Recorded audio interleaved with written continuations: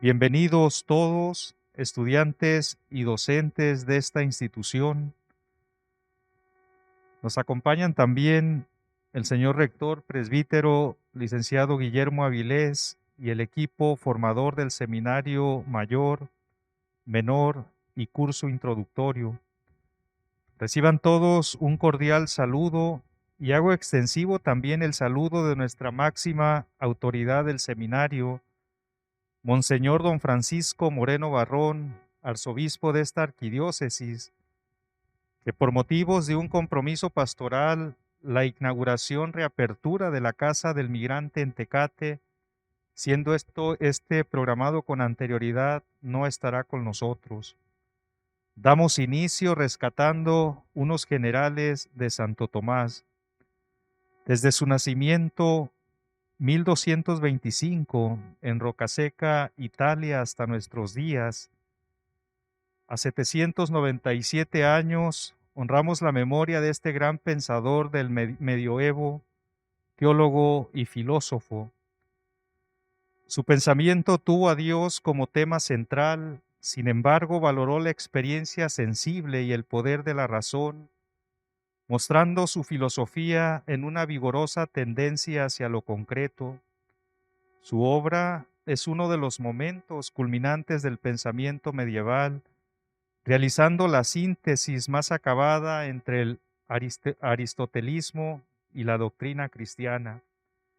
El objetivo de esta mesa de diálogo es reflexionar sobre la importancia del pensamiento metafísico de Tomás de Aquino y sus repercusiones dentro de los estudios filosófico-teológicos, con el fin de descubrir su perenne actualidad mediante el análisis de categorías metafísicas.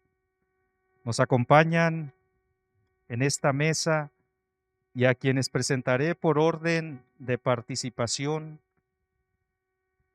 el licenciado en Filosofía por esta institución y en Ciencias Religiosas, el presbítero César López Barrera, con la fundamentación metafísica aristotélica para la filosofía. También tenemos el honor de que nos acompañe en esta mesa el doctor en Filosofía y Educación, presbítero Juan Simón Zárate Patiño, con los principios de la metafísica tomista y su importancia para el cristianismo. El doctor en Filosofía, egresado de este seminario, doctorado en Filosofía por la Universidad Pontificia de México, doctorado en Educación por la Universidad Intercontinental y doctorado en Ciencias de la Educación del Colegio de Posgrados de la Ciudad de México, presbítero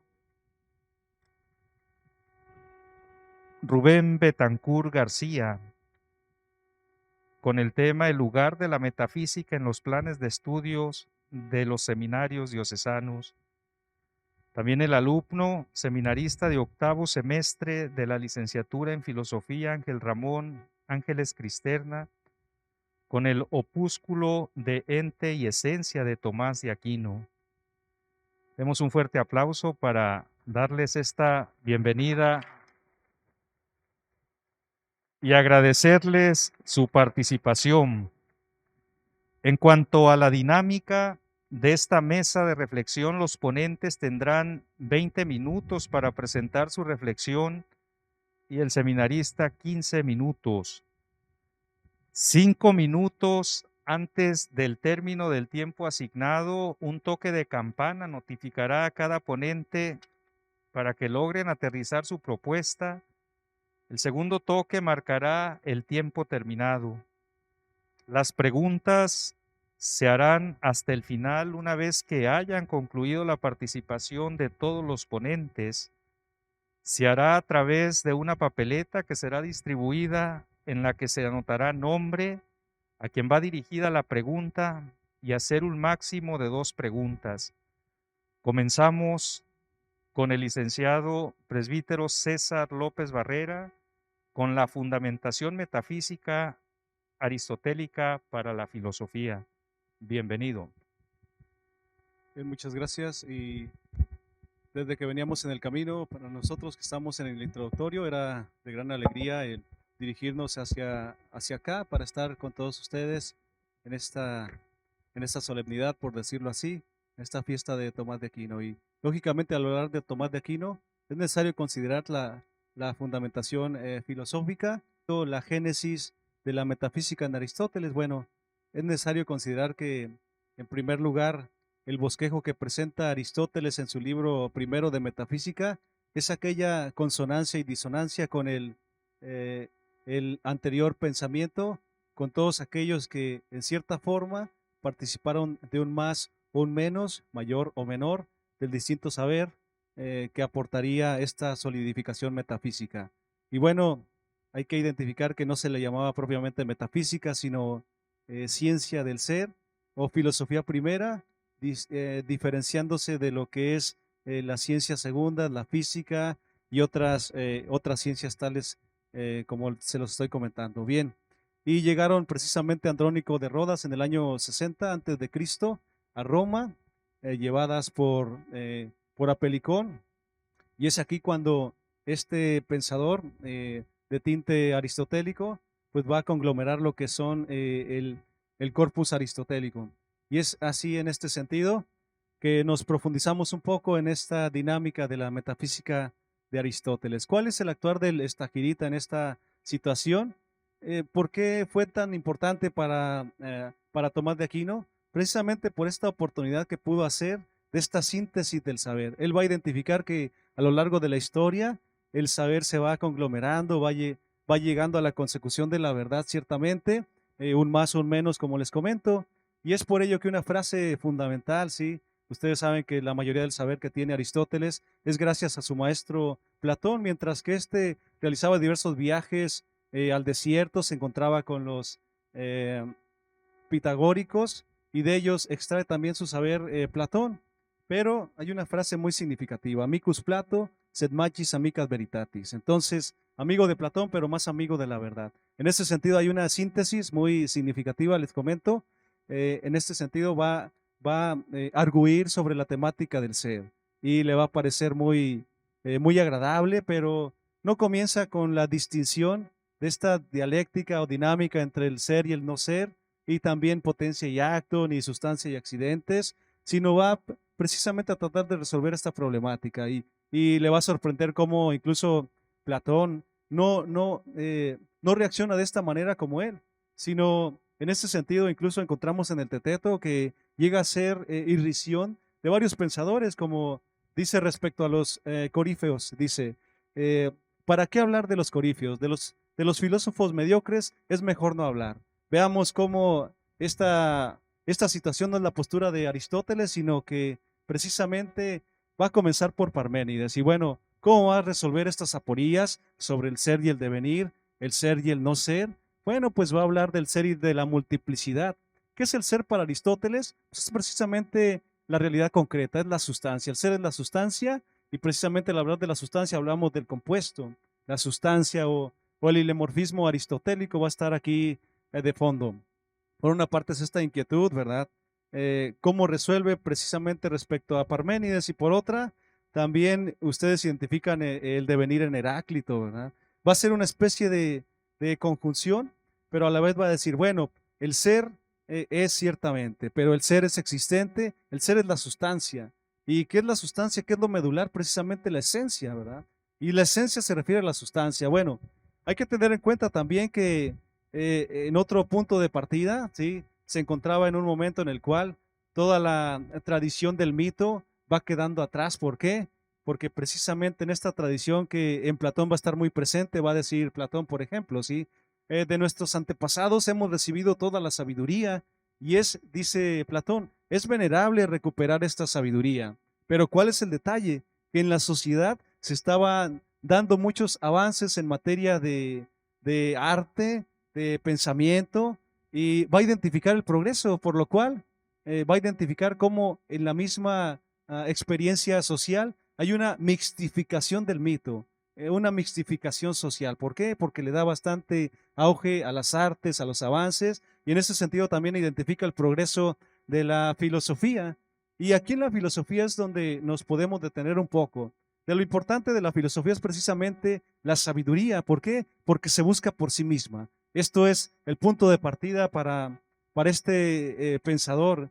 Y bueno, si ustedes identifican esta frase que yo les he dicho, amicus Platos en magis amica veritatis, ¿sí? Él conglomera ciertamente los avances de los físicos, de los naturalistas, eh, del pensamiento de Platón, pero hay un punto de partida muy necesario, es decir, no contraviene el pensamiento de Platón, sino que abraza todo lo que había recibido de esta tradición de la academia, pero hay algo muy importante, como les comento. No trata de estar en contra de su maestro Platón al final de cuentas, sino parte de las categorías que le van a ser legadas. Pero hay algo sí en lo que va a referirse a los sofistas, ¿sí? Es el problema de los sofistas, el problema del ser en los sofistas, que se remite para un sofista al lenguaje, al discurso, en ese sentido y al discurso, pues ahora sí que querían hacer los sofistas, dice Aristóteles, querían ontologizar lo que se le llaman los accidentes, y no parte a hablar de la esencia Aristóteles para dar resolución. Y es por ello que dice, hay algo que antecede al mismo discurso, a la misma lógica discursiva o incluso al mismo ordenamiento de estas premisas, ¿sí? Hay algo que antecede y así pasamos de lo complejo a lo simple. Y en esta anterioridad hay una cronología. Previo a la lógica, pues está la metafísica y está la ontología, ¿verdad? Está la ontología como ciencia del ser. Entonces les dice a sus discípulos, a los cuales le dedica estos textos esotéricos, es decir, para aquellos que son discípulos precisamente de Aristóteles, les dice, bueno, ¿ustedes cómo identifican los argumentos sofísticos? No hay que atender al lenguaje, hay que atender al espíritu y a la verdad. ¿Por qué? Porque el espíritu capta el ser de las cosas. El espíritu capta la verdad o capta la esencia de las mismas cosas. Entonces, en esta manera les dice a sus discípulos, no atiendan al discurso, sino atiendan a cómo viven. Y si cómo viven hace referencia precisamente, hace consonancia al ser, a su existir, entonces podemos hablar de un discurso coherente. Pero si el discurso difiere de la misma experiencia de vida, pues ahora sí que en este sentido veamos cómo son palabras vacías. Así transliterando en este sentido aquellas expresiones de Aristóteles, entonces contraviene en cierta forma el pensamiento de los sofistas. Ahí tenemos en los tratados del Organón o en los tópicos y precisamente en las refutaciones sofísticas encontramos esta misma resonancia. ¿Y qué es lo que va a tomar, por ejemplo, en este sentido, Tomás de Aquino en su tratado de ente y esencia? Pues los primeros conceptos del entendimiento son el ser y la esencia, ¿verdad? Que sin lugar a duda son totalmente aristotélicos. Dice Aristóteles, el entendimiento por sí mismo es divino el entendimiento. ¿Qué nos corresponde a nosotros como humanos? La percepción visible, la percepción sensible, pero el entendimiento es la ratio cognoscendi y en esta consonancia con la ratio essendi, ¿qué significa? ¿Qué es lo que capta el espíritu? ¿Qué es lo que capta el alma? Capta el ser de las cosas. Entonces, así comienza a realizar lo que es la determinación del ser. ¿Qué es el ser? Pues es la sustancia. Y la sustancia precisamente en este devenir, pues son los accidentes, ¿verdad? Es algo que no pudo resolver Platón, por ejemplo, al hablar de las ideas, del mundo ideal, por decirlo así, el mundo del cual había dado origen a todo lo que existe, al mundo del devenir, pues no va a dar resolución al devenir de la materia, va a decir Platón. No hay ciencia de lo sensible, pero Aristóteles lo va a poner en tela de juicio. ¿Por qué? Porque atendiendo a los mismos avances de los sofistas, toma atención al progreso, porque señala que en la misma historia el tiempo ha favorecido este carácter progresivo. No hay un origen de todas las cosas, y si no hay un origen, por lo tanto, en este sentido, es eterno el tiempo. Bueno, son algunas categorías que Tomás de Aquino va a poner en su lugar, en orden, tanto la eternidad del tiempo, la eternidad del mundo y también la eternidad de las formas. ¿Qué es lo medular de cada entidad? Va a señalar Aristóteles. Lo medular de cada entidad, ¿sí? Si por una parte les estoy hablando que el espíritu capta la esencia del ser. Esta esencia es la forma. Y el hilemorfismo aristotélico es precisamente el compuesto de materia y forma. La materia es pura potencialidad, así lo resuelve. Pero lo que le da la actualidad es la forma. ¿Qué es la forma en el animal racional? Pues es precisamente su alma. Y de esta tipología que efectúa en el Tratado de Ánima Aristóteles, no va a hacer referencia a las potencias tanto sensitiva o vegetativa, sino a la potencia intelectiva. Y en esta potencia intelectiva, vean ustedes cómo la forma del conjunto de lo que es el animal racional, pues lo medular es precisamente la esencia o es la forma. ¿Y qué es la forma? Así lo va a resolver Aristóteles. La forma es la médula inteligible de la percepción visible. Y por una parte, si yo les hablaba de la captación de lo esencial o de la captación del ser, ¿sí? Como primer concepto del entendimiento. Si estoy hablando de la captación del ser, es la captación de la esencia. Y en ese sentido, vaya, en mis ejemplos más adelante, traigo a colación una experiencia que el padre rector nos ha comentado respecto a esta dinámica formativa, el ejemplo de un pato que en cierta manera cobra vida, se reviste de persona y como si en este diálogo, ¿verdad? Ustedes identifican que a pesar de que tenga un traje el pato, ¿verdad?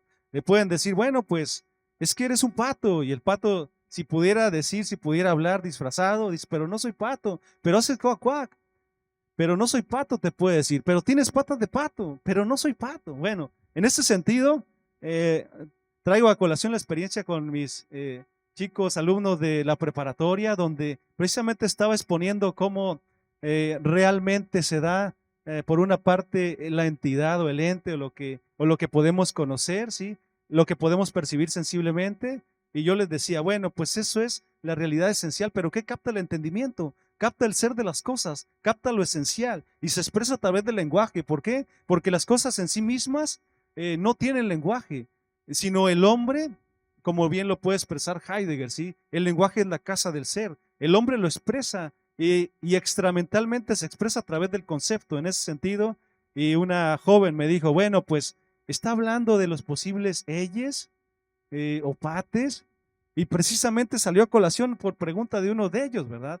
Y en este sentido, si la forma es lo medular, si la forma es lo esencial, en esta experiencia no podemos prescindir de lo que cada realidad es. Por eso la importancia en este sentido, como les comento, de la metafísica, que va a ser punto de partida para el pensamiento de Aristóteles. ¿Por qué Aristóteles y no otros pensadores? Porque le pareció el más asequible como sintetizador. Bien les decía al inicio, bueno, ¿por qué Aristóteles o Aristóteles por qué recupera todos los elementos de verdad de sus anteriores o de la filosofía presocrática o contemporánea? Precisamente porque dice, nadie se equivoca en lo que respecta a la verdad, sino que hay un mayor o menor grado. No es así la relación con los sofistas. ¿Por qué?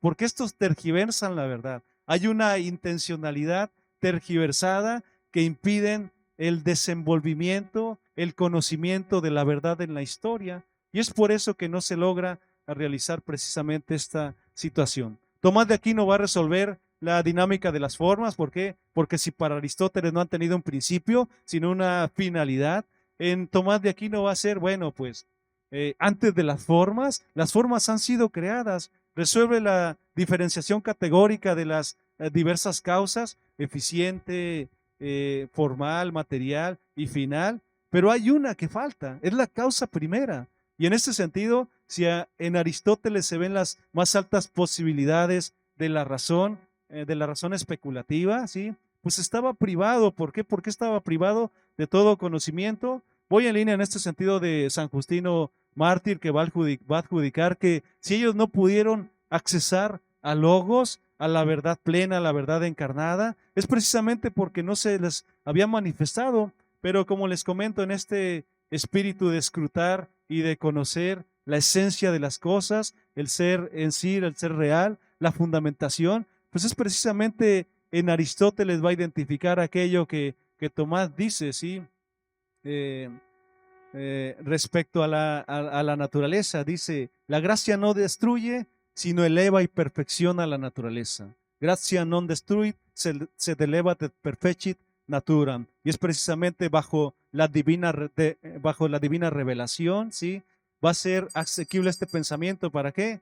Para poder seguir efectuando lo que es la dinámica de la ciencia lógica, para, para solidificar lo que es la ciencia teológica, ¿sí?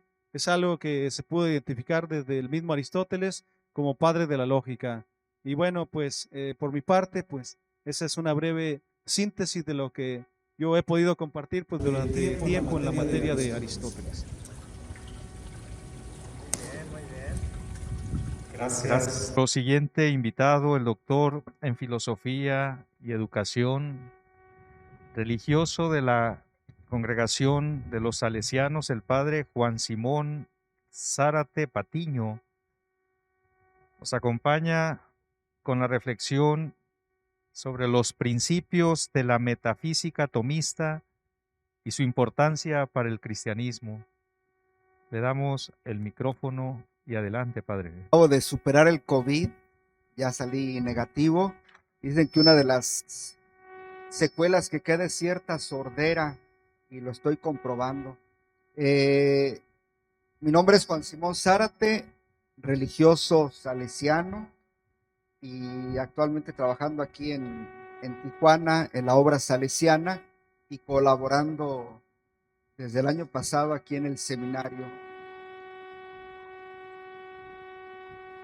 El tema que me invitaron a compartir es los principios de la y su importancia para el cristianismo, y añadí una nota introductoria al escrito que ya tenía preparado a propósito de un texto que nos compartieron de la revista de estudios del ITAM, un artículo escrito aquí por el padre Rubén, redescubrimiento y asimilación de la doctrina aristotélica en Santo Tomás de Aquino. Y me llamó la atención, lo voy a compartir aquí con el padre, me llamó la atención el párrafo con el que cierra su artículo, después de presentar 5 conclusiones. Sí lo leí, padre, bien. Después de presentar 5 conclusiones, afirma lo siguiente: es lamentable que aun cuando muchos se llaman tomistas y hayan publicado numerosas exposiciones de su doctrina, parecen haberse eximido del contacto directo con sus obras. ¿Por qué traigo a colación este comentario? Estaba haciendo cuentas ya hace 17 años, estaba estudiando el doctorado hace 17 años, y un maestro salesiano italiano, Giuseppe Abba, nos decía que para él era una blasfemia el que alguien se autoproclamara tomista de manera irresponsable. Y pues 17 años después escucho algo muy parecido. Ante esto, yo quisiera comentar que no puedo en consecuencia asumirme como tomista. Más bien soy alguien que se ha dedicado a la pastoral y que tímidamente, como diría alguien, con temor y temblor, se acerca al pensamiento de Santo Tomás. En este sentido, quisiera recordar un poco algunos de quienes fueron mis maestros, que pues yo digo es un colorido muy variopinto de mi formación. Por decir algunos, el padre Juan Carlos Scanone, jesuita, reconocido como fundador de la filosofía de la liberación, imagínense, ¿verdad? Pero también fue mi maestro el padre Joseph Gebhardt, que quienes estudiamos en los 90 la filosofía, todavía lo estudian. Bueno, salesiano, no le hago propaganda, pero fue mi maestro. Pero también fue mi maestro el padre Ramón Lucas, legionario de Cristo. Así que imagínense qué fruto formativo he tenido, ¿verdad? Jesuita, legionarios, salesianos, filosofía de la liberación, filosofía tomista. Ese soy yo, ¿verdad? Bueno, Esa es una nota aclaratoria, y al leer el texto del título que se me sugiere para compartir, me hacía pensar que, a ver si no se enojan los estudiantes de filosofía y teología, es un buen tema para hacer una síntesis, un examen de universa teológica. ¿Cuál es la fundamentación metafísica del cristianismo desde Santo Tomás de Aquino, tanto en filosofía como en teología? Un horizonte interesante, pero que también, leyéndolo yo desde la pastoral, me venía a la mente el poder ampliar este título, pues es necesario hablar de la metafísica tomista y su importancia para la filosofía, la teología, pero también para la reflexión, la cultura y en general sobre el cristianismo, y nuestra profundización sobre las verdades fundamentales de nuestra fe, y sobre todo cómo vivir nuestra fe en este contexto que en este tiempo nos ha tocado vivir. 3 citas del Nuevo Testamento me vienen a la mente en este momento, entre tantas. En Primera de Pedro 3:15 se exhorta al lector a vivir preparados para defendernos de cualquiera que nos pida razón de la esperanza que tenemos, pero siempre con circunspección y amabilidad. San Pablo, en la segunda carta a Timoteo, exhorta al destinatario de la misma a reavivar el don que ha recibido.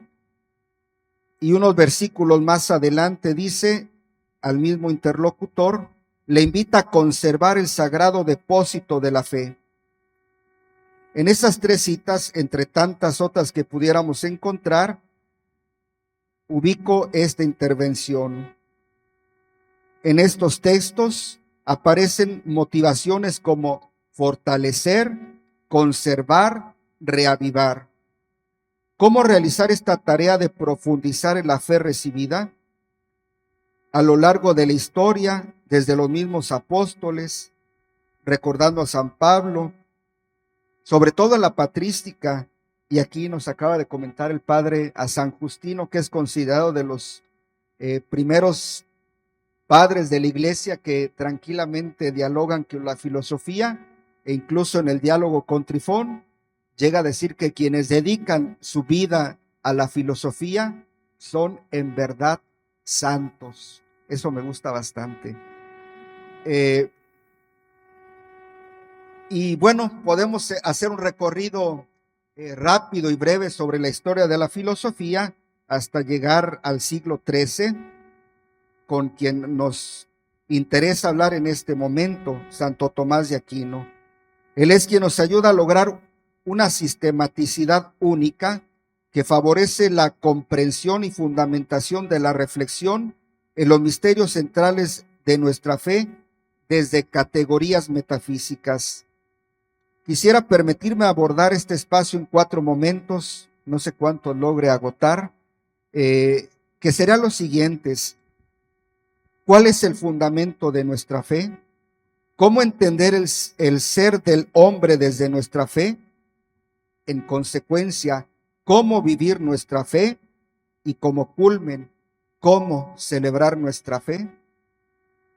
El Catecismo de la Iglesia Católica en su numeral 39 responde a la pregunta ¿cómo hablar de Dios? Y dice que la razón humana tiene la capacidad de conocer a Dios limitadamente. Dios puede ser conocido con certeza mediante la luz natural de la razón a partir de las cosas creadas. Y dado que nuestro conocimiento es mediado, nuestro modo de hablar de Dios se expresa en un lenguaje humano, pero captando realmente a Dios mismo, sin poder, no obstante, expresarlo en su infinita simplicidad. Esta afirmación encuentra su fundamento en Santo Tomás de Aquino. En este mismo documento, en su primera parte, se hace una profundización de la profesión de fe. En su segunda sección, capítulo 1, se parte del acto de creer. Creo en un solo Dios. San Anselmo, San Agustín y Santo Tomás de Aquino nos motivan a recurrir a nuestro intelecto para poder dar paso al acto de fe. basta recordar algunas sentencias. Credo ut intelligam, intellego ut credam, fides querens intellectum. En otras palabras, la razón nos lleva a poder asentir en nuestra fe. Creer en Dios es el rasgo constitutivo y esencial del dinamismo de la fe. Esto significa que en su adhesión personal de fe a Dios, el creyente es atraído soberanamente por ese bien absoluto que es Dios. A este punto cabría la pregunta, o cabrían las siguientes preguntas. ¿Es posible afirmar la existencia de Dios, sujeto, objeto de nuestra fe? Y si Dios existe, ¿qué podemos decir de Él? ¿Podríamos hablar de la esencia de Dios? ¿Podríamos afirmar algunos atributos? En los estudios de Teodicea, se recuerda que Santo Tomás nos presenta argumentos para demostrar la existencia de Dios. Dichas vías, lo recordamos, son llamadas a posteriori, porque parten de diversos aspectos de la criatura en cuanto tal, conocidos por la experiencia y que se remontan a Dios como causa. Debemos recordar que cada paso de las argumentaciones está presuponiendo haber accedido a los puntos fundamentales de la metafísica, la estructura trascendental del ente, la doctrina de la participación, la causalidad predicamental intrínseca y extrínseca, y la necesidad de fundamentación de la causalidad predicamental por parte de la causalidad trascendental. Con dichas vías, la metafísica tomista ayuda al cristianismo a validar la existencia de Dios como el esse subsistens. Afirmando pues la existencia de Dios, desde este proceso, cabe ahora hacernos la siguiente pregunta. Como cristianos, ¿qué podemos decir de Dios? A este respecto debemos sentar la premisa de que la cognoscibilidad o inteligibilidad de una cosa radica en su actualidad. Algo es cognoscible en cuanto que está en acto. Precisamente por ello, Dios, que es acto infinito y puro acto, es infinitamente cognoscible. Por sí mismo es lo más cognoscible. Pero algo absolutamente cognoscible en sí no puede ser cognoscible para un determinado entendimiento, por defecto de este entendimiento. De ello se deduce que Dios es infinitamente cognoscible para una inteligencia infinita.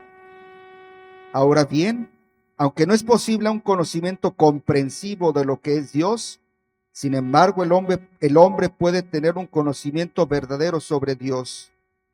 Nos dice Santo Tomás, de Dios podemos conocer solo aquello que las criaturas sensibles nos manifiestan.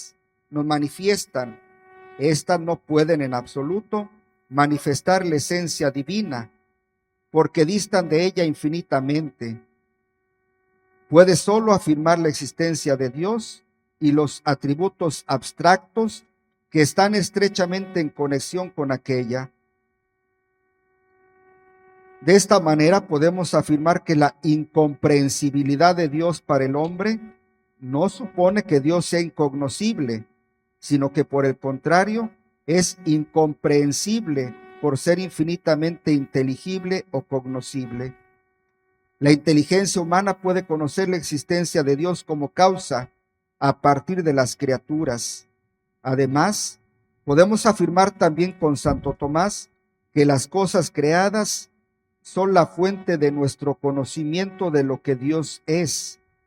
Ahora bien, se conoce de dos maneras, una por su propia forma, la otra por la forma de otra cosa semejante a ella, del modo como la causa se conoce por la semejanza con el acto. La segunda pregunta mencionada al inicio de esta breve exposición hace referencia al ser del hombre. Y perdón, antes de pasar a la antropología, basta recordar el grande atributo del conocimiento por analogía. Respondiendo a la segunda pregunta sobre el ser del hombre, si Dios es a quien se dirige nuestra fe, ahora surge la pregunta de quién es el que entra en relación con Dios, es decir, el ser humano. Santo Tomás, recurriendo a un término estudiado en la perspectiva teológica, habla del ser humano como persona humana, definiéndole como subsistens in rationali natura, subsistente individual de naturaleza racional, término presente en el Catecismo de la Iglesia Católica cuando habla de la dignidad de la persona humana en el numeral 1704. Santo Tomás define a la persona como sustancia, como lo que es en sí. Ahora bien, la sustancia en sentido pleno de la palabra es el individuo. Nuestro autor, hablando de sustancia e individuo, afirma que están unidos en el término subsistens, y siguiendo la definición de Santo Tomás, nos recuerda que la diferencia que permite denominar persona a un individuum es la racionalidad. Es este el dato distintivo de la persona humana respecto a los otros seres. Otro elemento que profundiza Santo Tomás de Aquino sobre la persona humana, hablar de él como unidad sustancial de alma y cuerpo, recordando ya la aportación de Aristóteles con el hilemorfismo.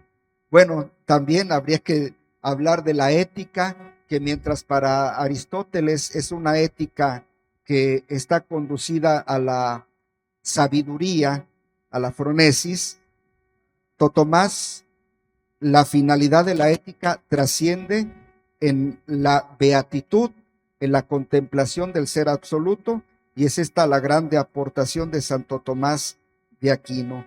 Bueno, hubiera podido seguir adelante con esta presentación, pero quisiera concluir con esto. Los elementos filosófico-teológicos deben ayudar a tener una mejor comprensión de la propia fe, saber dar razón de la fe.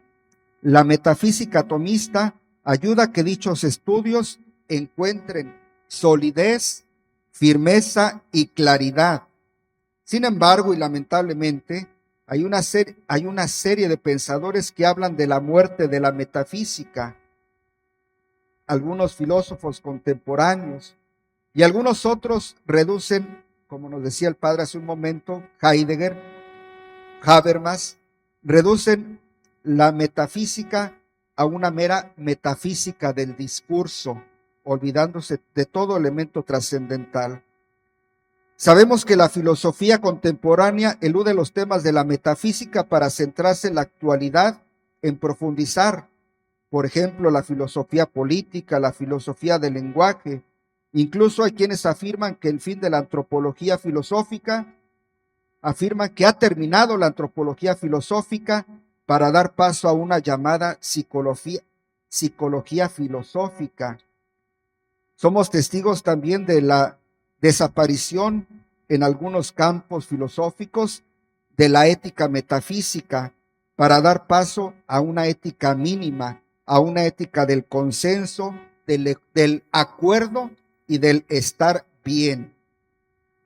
La filosofía de la educación se reduce a dar indicaciones sobre una educación en las emociones, limitando toda la trascendentalidad de la persona humana. Es inevitable incluso recordar a un autor estadounidense, Michael Novak, que habla incluso de una teología del capitalismo democrático. Ante este panorama, cabe aquí la pregunta: ¿cuál es el sustento sobre el que se construye la formación de nuestro pueblo católico? ¿Qué pastores para la iglesia de hoy? Aquí dejo mi intervención. Cedemos el micrófono al seminarista Ángel Ramón Ángeles Cristerna con el opúsculo de ente y esencia de Santo Tomás de Aquino. Adelante, Ángel. Buenas tardes, ¿se escucha? Bueno, voy a dividir mi intervención en 3 puntos concretos. El primero es una breve semblanza del autor. Ya muchos conocemos por biografías y alguno que otro dato informativo sobre la vida del autor, pero sí quisiera ahondar algunas cositas. La segunda parte es el contexto de la obra y finalmente el contenido general de la obra. Antes de comenzar, quisiera hacer algunas anotaciones en torno a los prejuicios que pueden suscitarse, no solo a nivel social o en el estrato filosófico, ¿no? Allá afuera, en las academias, sino también aquí en este mismo contexto, ¿no? Entre seminaristas o entre profesores. Y el punto es los prejuicios antitomistas.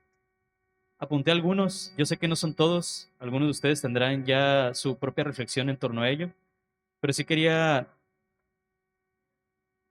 aspectos como lo son la afirmación de que la metafísica ya no tiene cabida, ¿no? En la actualidad.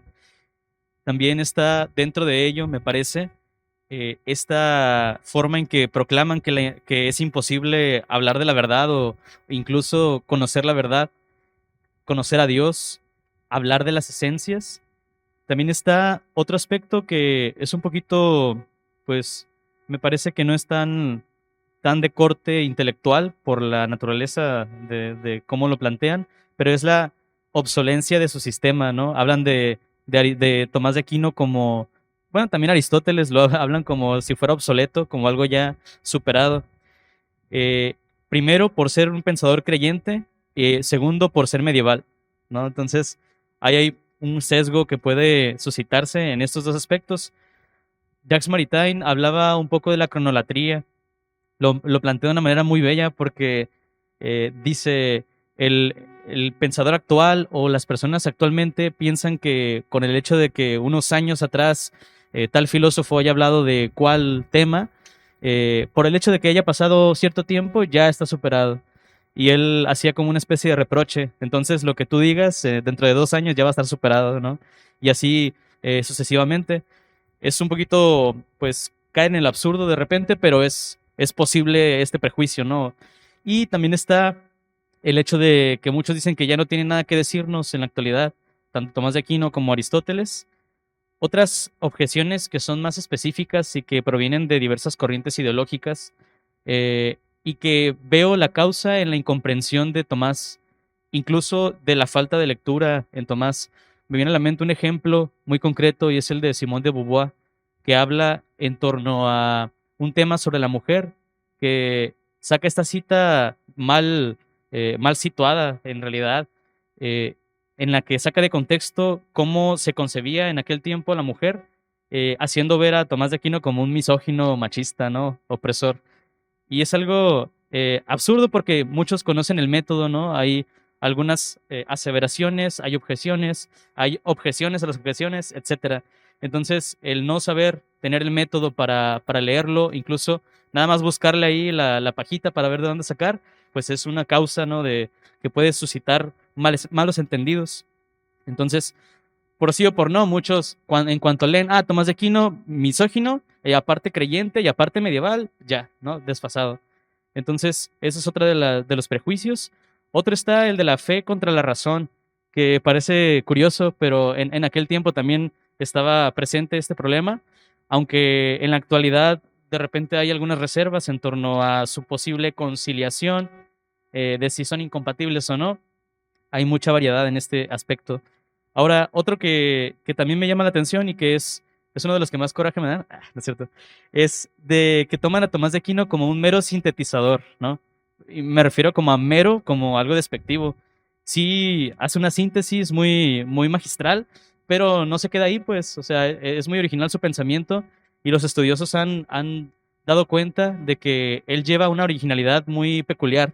Entonces, esta parte también la tienen presente. Y otra que he escuchado en algunos ámbitos pues, académicos es que muchos reprochan la conveniencia que hay en el hecho de que haya favorecido la filosofía aristotélica a la religión católica. Y bueno, esos son es el preámbulo de estos prejuicios que quería sacar a colación, simplemente pues para tenerlos en cuenta y también para tomarlos y hacer una propuesta en torno a esta vuelta a los fundamentos que hace mucha falta últimamente, como lo mencionaba, no solamente en los ámbitos eh, intelectuales externos a nuestra situación, sino que también aquí dentro del seminario puede suscitarse, ¿no?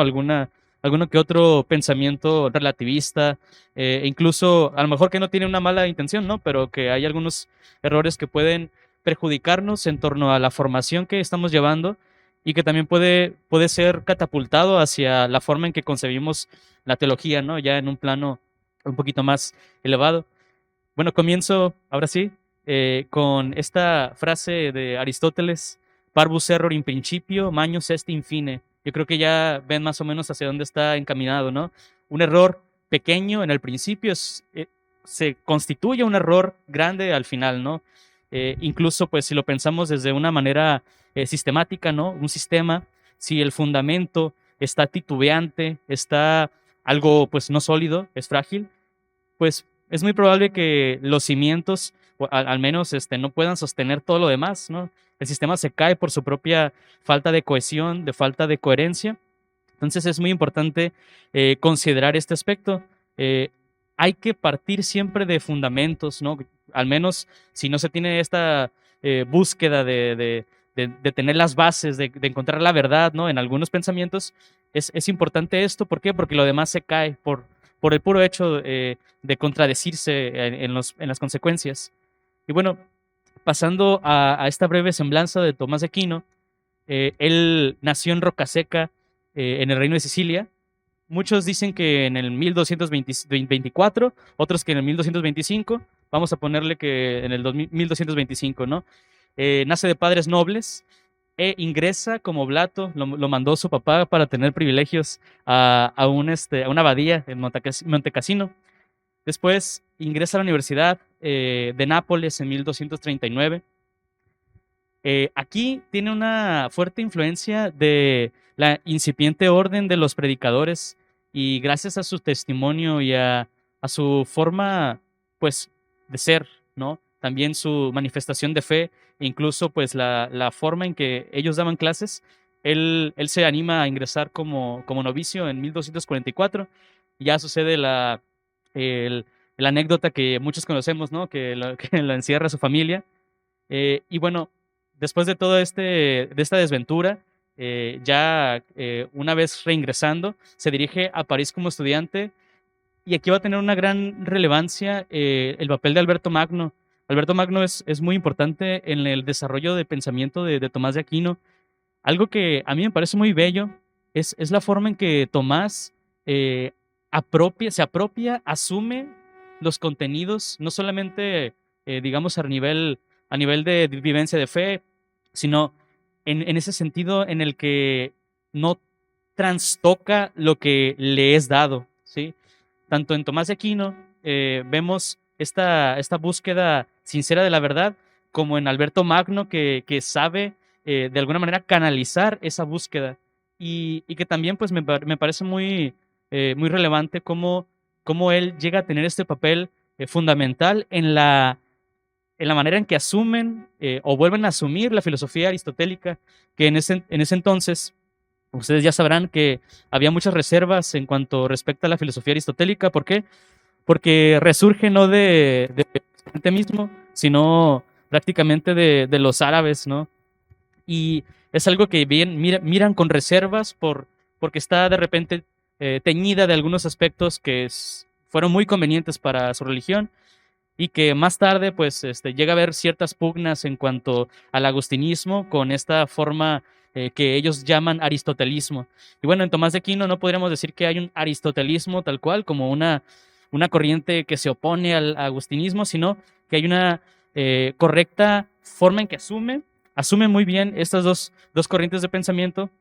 Aristóteles incluso llega a corregir algunos aspectos que él considera como errores, tanto en Aristóteles como en los pensadores que lo llegaron a tratar, como Avicena, algunos otros. Y bueno, después recibe la licencia de magíster en Facultad de Teología para enseñar en 1256. Ocupa su cátedra ya en 1259. Después pues llega el problema del ambiente averroísta latino. Es muy interesante si ustedes tienen la oportunidad de ver esta parte concreta de su vida. Hay algunas pugnas que parece como de telenovela casi cuando hay entre profesores, tanto profesores que son de un ambiente secular como con los mismos religiosos, ¿no? Entre franciscanos y también predicadores de la Ordo Predicatorum. Y bueno, aquí también, pues ya parte última de su vida, que regresa a Nápoles en 1272, abandona un poco su actividad de docente y de autor y muere finalmente rumbo al Concilio de León en 1272, que este concilio fue convocado por el Papa Gregorio X. Y bueno, el contexto de la obra son 3 puntos que quiero tratar aquí en el contexto de la obra. Espero no tragarme los 15 minutos que tengo tanto. Pero bueno, son 3 fenómenos muy importantes que circundan la obra. Y es la entrada de Aristóteles a Occidente, que ya les mencionaba, la tensión entre la filosofía y el cristianismo, que ya les he estado también diciendo, y la dura oposición al magisterio de los mendicantes de la Universidad de París. Esos puntos son muy, muy importantes y creo que hay que considerarlos a la hora de tomar algún tema relevante, relativo al de ente de esencia, a este opúsculo. Y es que, ya les mencionaba, en San Alberto Magno y Santo Tomás de Aquino, ellos asumen los contenidos de Aristóteles de una manera no tendenciosa, a mí me lo parece, y de alguna manera como que van promoviendo esta búsqueda de la verdad a pesar de quien la diga. Y eso es algo que se me quedó muy, muy marcado. El que hace el prólogo a la edición de Lavac del de Ente de Esencia menciona que la verdad, venga de donde venga, proviene del Espíritu Santo. Y eso se me hace muy, muy bello y muy humilde de reconocer, al menos en estos autores. En cuanto al estilo en que es escrito el de Ente de Esencia, me parece muy, muy interesante cómo recalca el hermano Abelardo, me parece, que dice que llega a objetivarse tanto Tomás de Aquino que podría decirse que él se oculta para que la verdad resplandezca.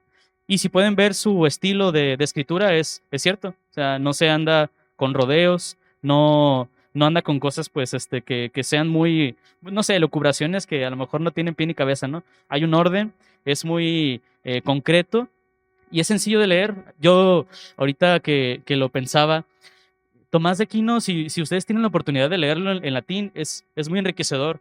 Y me parece que basta con las clases del padre Salmerón para poder tener un acercamiento en cierto sentido, pues a lo mejor no tan completo, pero sí se pueden entender varias frases y ya después pues con el diccionario y lo que sea, pero les invito a que lo lean en latín, también con su respectiva traducción de una buena edición.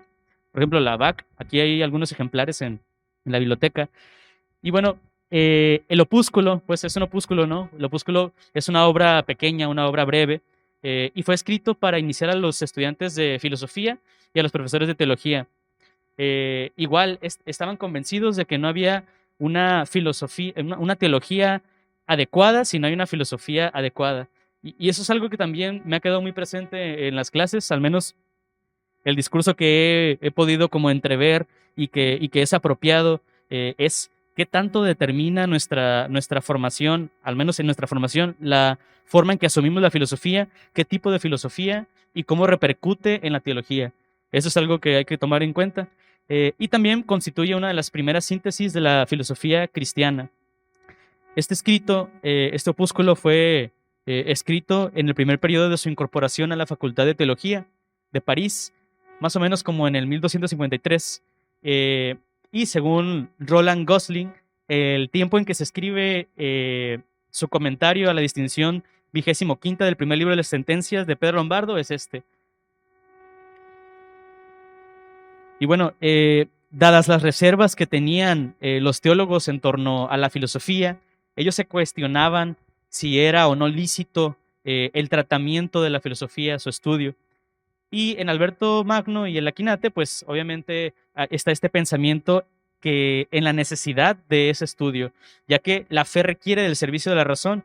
Ahorita con el padre Simón mirábamos un poquito de ese aspecto.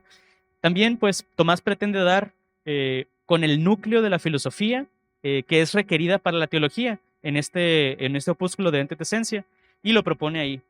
Y bueno, no fue escrito, menciona el hermano Abelardo en el prólogo, no fue escrito para ser expuesto en el aula, sino más bien como una orientación sobre un tema nuevo e importante en la cultura de su tiempo. Aquí, retomando un poquito algunas aseveraciones que mencionaba tanto el padre César y el padre Simón, ens et essentia sunque primo intellectu concipiuntur. El ente y la esencia son lo primero que el intelecto o lo que se concibe en el intelecto. Y bueno, ya para finalizar, perdonen por haberme extendido tanto, para finalizar, sí quisiera hacer hincapié en que es muy necesario el tener en cuenta este punto de partida, porque si no tomamos esto en cuenta, prácticamente podemos caer en un montón de errores, ¿no? Vamos a relegarlo todo a quizás a lo que yo siento, ¿no? A lo que de repente como lo que pienso, ¿no? ¿No? A lo que es como motu propio, ¿no? Pero si tenemos en cuenta los fundamentos y vamos a las fuentes, como lo es Aristóteles en este caso y Tomás de Aquino, y buscamos con sinceridad la verdad, yo creo que esto nos puede ayudar mucho a crecer como personas, pero específicamente en nuestro entorno a formarnos de una manera más adecuada, ¿no? Tanto como filósofos, como teólogos y ya en un futuro encaminado a un pastoreo, ¿no? Entonces, esa sería mi exhortación y en cierto sentido también una invitación cordial a que profundicen tanto en la vida de Tomás de Aquino como en las obras en específico de Ente et Essentia. Esta presentación se las voy a pasar por ahí a los chicos para que la tengan. Hay algunos puntos que no llegué a tomar, pero ahí están ya registrados y con gusto pues se las hago llegar. Muchas gracias. Para finalizar esta mesa de reflexión, el doctor padre Rubén Betancur García nos va a exponer el lugar de la metafísica en los planes de estudios de los seminarios diocesanos. Le cedemos el micrófono. Sí, pues primero agradecer a Dios, ¿verdad? La oportunidad que nos da de celebrar a alguien que hace 748 años murió, en el 1274, y que tanta relevancia ha tenido a través de toda la historia, no solamente en el ámbito eclesiástico, sino en la cultura general. Santo Tomás de Aquino es una referencia inmediata, objetiva, para la interpretación también de la filosofía, y sobre todo de Aristóteles, y sigue siendo de una total y plena actualidad. Tomás de Aquino sigue siendo un pensador renovador ante todas las corrientes filosóficas de diversa índole que nos enfrentemos, ¿verdad? Es un gusto escucharlos a todos también, que estén aquí en esta mesa. Siempre uno se va a quedar corto. Yo tengo ganas de leer lo que escribieron ellos. El padre se quedó con la antropología y todo lo que le falta, ¿verdad? César ni siquiera leyó lo que traía. Ahí se aventó un resumen, ¿verdad? Y acá pues también ni siquiera abordó las cuestiones temáticas, ¿verdad? Nos entusiasmó con la vida y todo ese asunto. Y siempre nos quedaremos siempre ahí, ¿no? Con algo que decir. Agradezco mucho pues la presencia primero de los padres formadores que están aquí.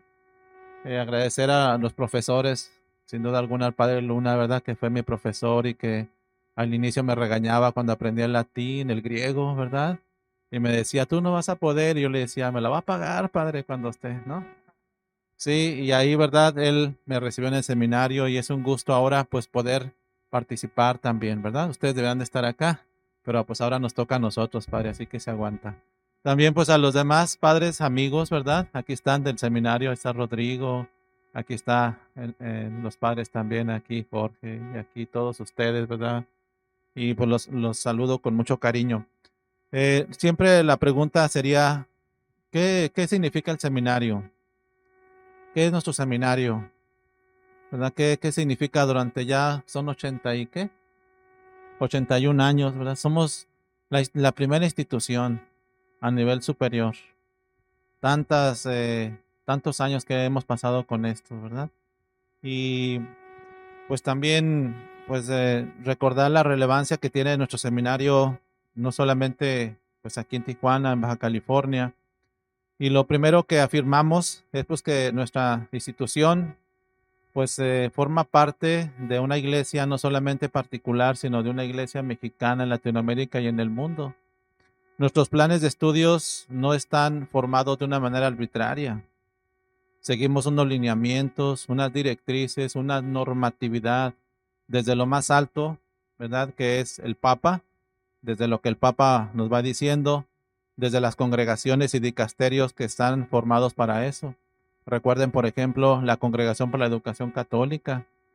Tenemos múltiples documentos. El Papa con sus encíclicas, desde la más antigua, recuerda en 1890, ¿no? Con la Eterni Patris, de 1998 con la Fides et Ratio, en el 2011 con el Decreto de Reforma, en el 2018 con la Veritatis Gaudium, con la Ratio Fundamentales del 2016, etcétera, ¿no? Y el pasado mayo del año pasado, la Congregación para la Educación Católica sacó una instrucción muy buena que era sobre cómo hay que llevar los estudios en línea y a distancia.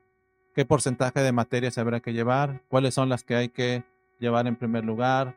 Y luego los estudios referidos o que se refieren a las facultades pontificias que expiden títulos canónicos y a las facultades eclesiásticas que llevan los estudios en los seminarios de filosofía y teología. Es también muy importante que reconozcamos a nuestra institución que no es menor, no porque no tengamos un departamento muy amplio de investigación o una planta de profesores que estén. Tenemos profesores de mucha altura y más que aquí. Vean los que han estudiado en Europa.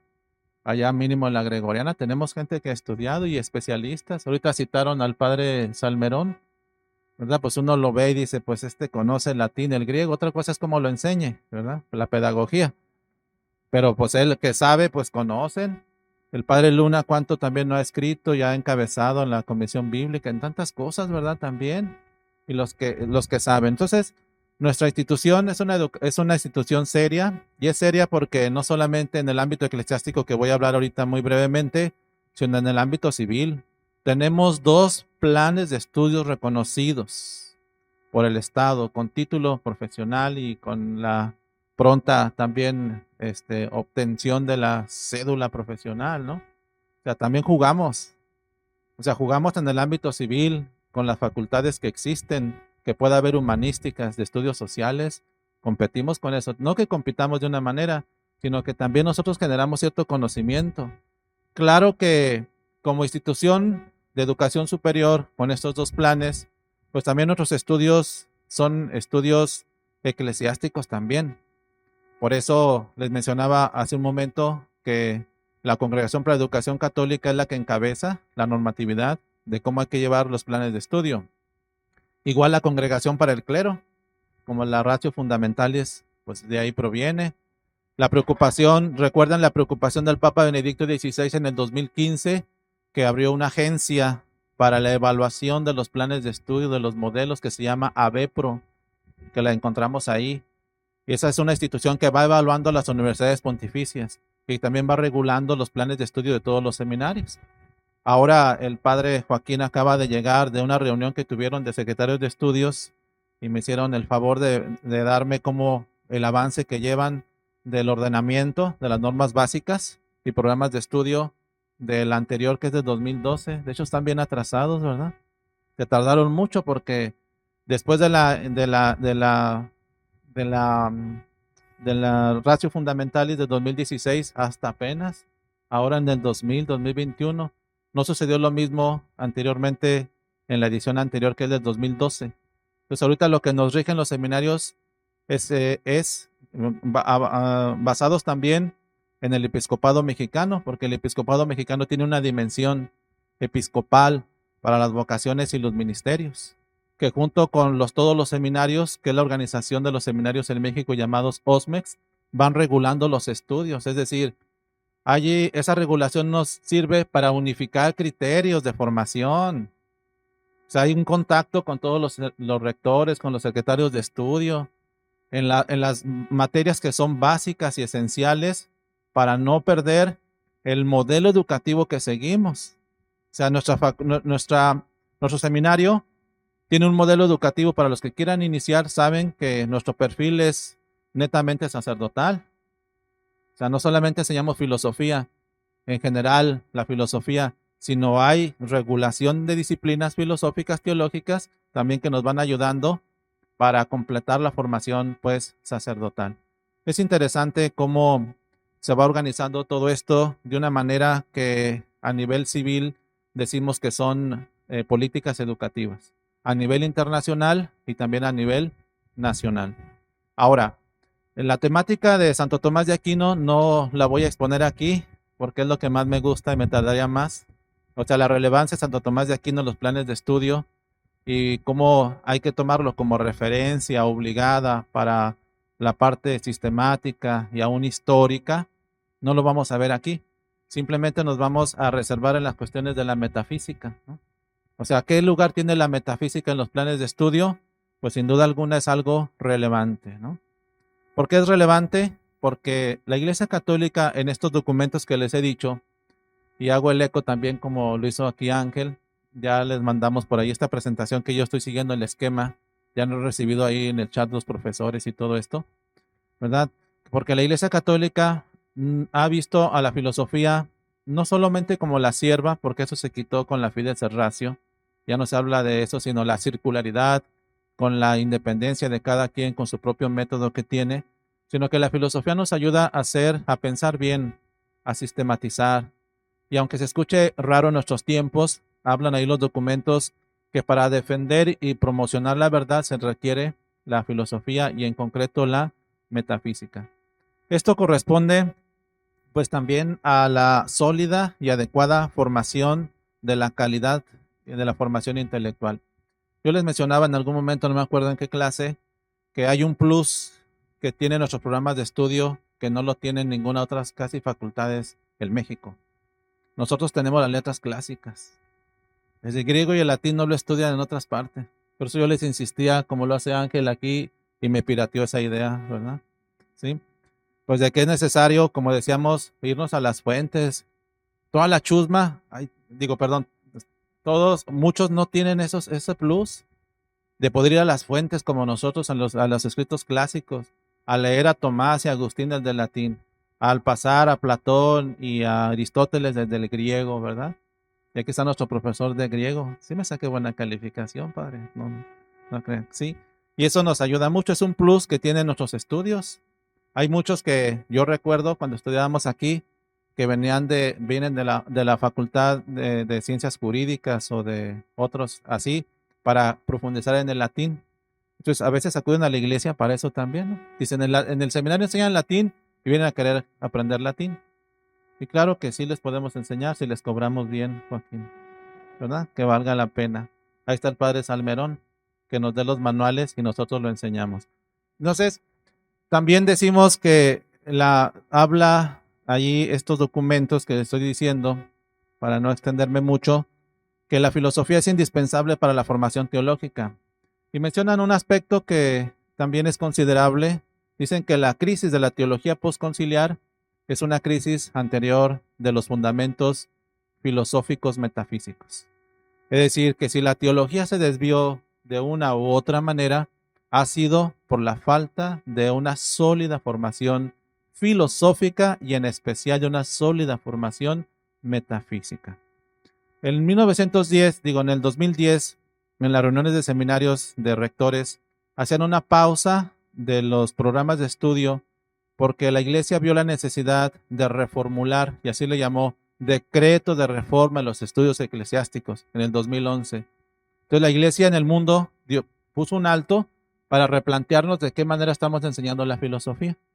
Y los resultados de esto van a ser que la iglesia va a pedir a todas las universidades eclesiásticas pontificias y a los seminarios que tienen facultades eclesiásticas que se pongan más créditos. Piden, ¿verdad? Aunque se escuche raro, piden 10 créditos. Que tenga la metafísica, pues. estaríamos hablando de 6 horas, ¿verdad? De 4 horas, 6 horas a la semana la metafísica, y la dividen en filosofía del ser y teología natural. Y añaden que se tienen que estudiar 2 materias más también: introducción a los problemas de la filosofía e introducción a los problemas de la relación entre fe y razón. Entonces son temáticas que en la actualidad no faltan en los programas de estudio y que nos sirven. Entonces vuelvo a ese número 9 de la Veritatis Gaudium que tenemos ahí. La crisis posconciliar se debió también a la falta de fundamentos filosóficos metafísicos. Y ahí viene la falta de claridad teológica. Y uno lo ve en los escritos de muchos teólogos. Son fideístas los desgraciados. Son gnósticos. Dice uno, ¿qué onda, no? Con estos. Es como que empiezan negando a Dios y empiezan a darle de patadas a la filosofía. O que cambian la metafísica por una ética o por una antropología tipo Kant. O dudan de que nosotros podemos conocer la verdad como Descartes. O se van con las cuestiones sociales, Schopenhauer y toda esa gente no extraña. O caen en la náusea, ¿verdad? Como algunos, ¿verdad? Caen en la depresión de que ya no les sirve la filosofía, que no quieren estudiar. Pues ahí se ve la falta de fundamentos metafísicos. Si ese edificio filosófico no tiene esos fundamentos, lo que se eleve, aunque esté bonito, aunque sepa bien, aunque tenga colores fosforescentes, eso que se viene abajo, porque no tiene sólidos fundamentos, ¿no? Y así vemos que en los planes de estudios se requiere pues también exigencias pastorales. Y hay una relación entre el currículum de los estudios filosóficos también con la parte de la teología. Claro que en esto habría que cuidar mucho, y lo hemos visto en muchos planes de estudios, que hay que revisarlos porque a veces no hay que sacrificar la parte, o hay que saber cómo hilar las materias para presentarle a un plan de estudios ante el Estado, que son los requerimientos que ellos nos están pidiendo, sin olvidar la parte netamente sacerdotal. A mí me costó mucho a través del tiempo poder hacer esa hilación, poder cuidar, ¿no? Es decir, no solamente estamos formando filósofos, sino filósofos cristianos católicos que están preparándose para la teología y que tienen la posibilidad de ser en algún momento pues sacerdotes. A mí me costó un poco eso porque decía, no, la filosofía en sí misma, que la filosofía, ¿no? Pero nunca hay que perder ese ámbito también. Si no, pues se corren muchos riesgos en todo esto, ¿verdad?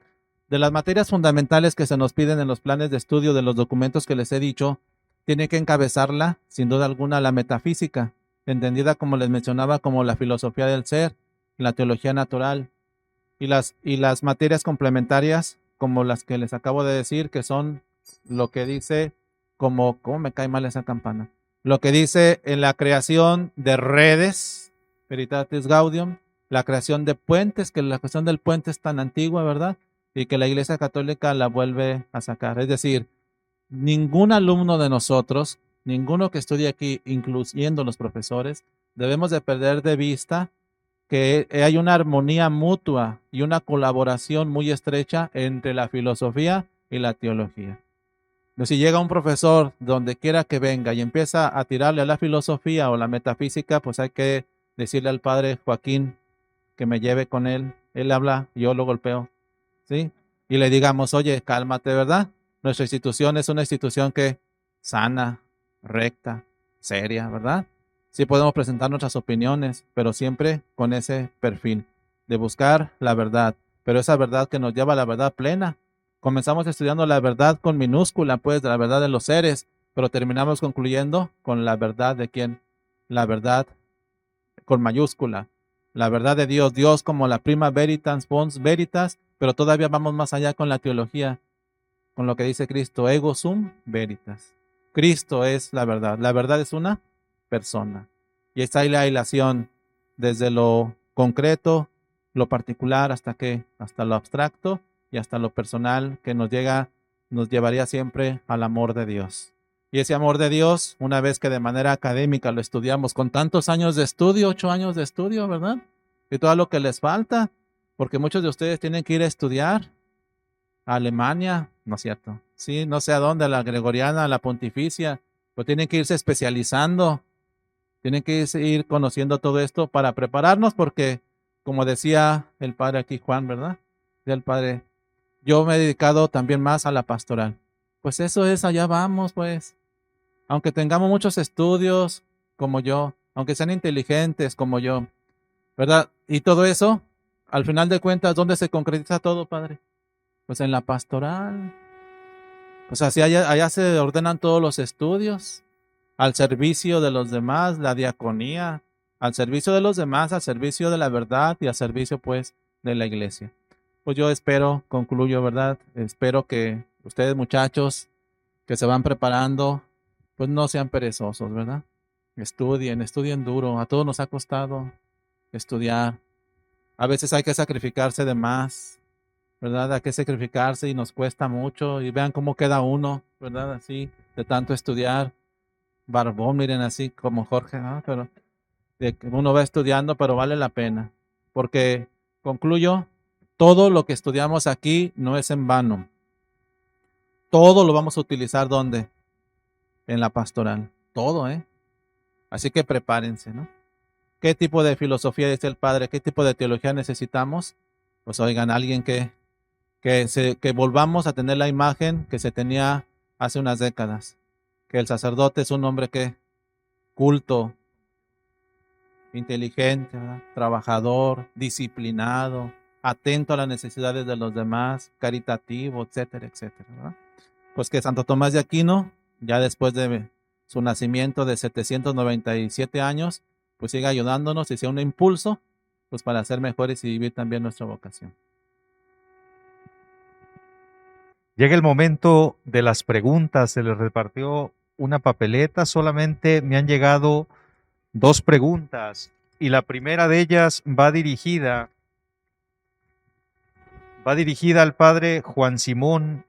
Y la pregunta es, ¿en la metafísica es posible que un ser no se encuentre en acto? Pregunta, ¿existe la potencialidad pura?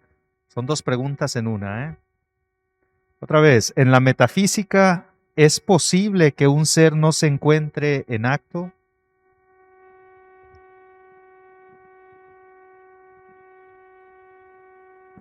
Parecen preguntas de examen de Universal, ¿verdad? Y aquí habría que recurrir también al concepto, ¿verdad? En cuanto potencialidad existe como concepto ya, pero es realidad en cuanto que existe existiendo en un ser actualizado.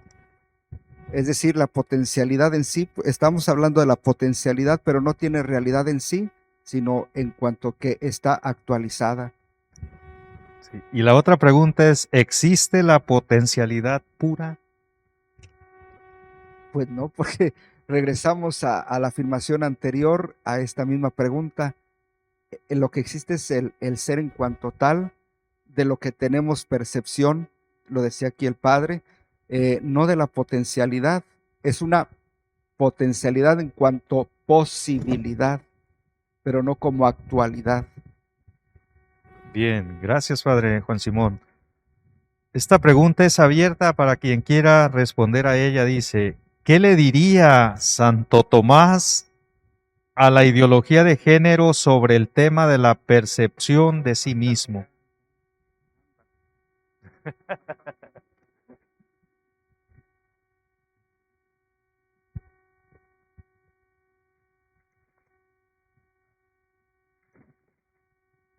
Bien, y aquí es simplemente la síntesis que tengo, ¿está bien? Por eso abrí mi esquema para no discurrir solamente. Vaya, la ideología prescinde del valor de la verdad, impresa en el espíritu humano que capta el ser de las cosas, queriendo llamar blanco al negro y negro al blanco, introduciendo una tercera forma de ser, producto del discurso y pseudo valores. Cuando identificamos, vaya, el ejemplo que les ponía, sí, un pato y si éste tuviera capacidad discursiva, y al decir que no es pato, el interlocutor capta el ser, la forma de tal entidad, capta la inteligibilidad. Más allá de intereses particulares, más allá del discurso, el espíritu capta el ser y la verdad se antepone. Es la captación del ser de las cosas, es la captación del hombre y la mujer, más allá del disfraz o la incrustación de hormonas, para hacer algo distinto de lo que esencialmente son, prescindiendo de una tercera realidad, como son los selles, pates, gates, más allá de identificar el inicio de la vida en el vientre materno como un producto, identificando el ser racional, aunque la corteza cerebral humana se geste posterior. Aristóteles da respuesta a esto. Lo último generación es primero en rango ontológico. Aristóteles y Tomás dan mucho por iluminar a la sociedad difusa que ha perdido la ética, la moral, la verdad y el sentido de la vida, el sentido del ser, del hombre concreto involucrado en un proyecto divino como causa primera y última. Bueno, son las dos preguntas que nos han llegado. Si alguno de ustedes tiene desde su lugar, quiere hacer alguna pregunta, es el momento de realizarla, ¿eh?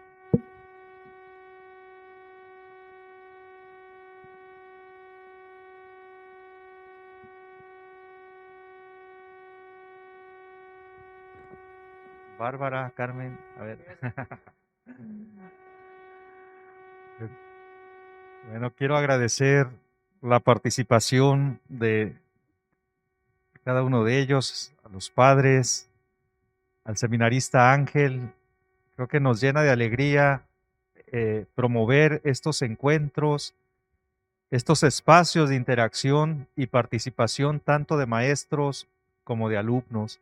Damos un fuerte aplauso para agradecerles la presencia y participación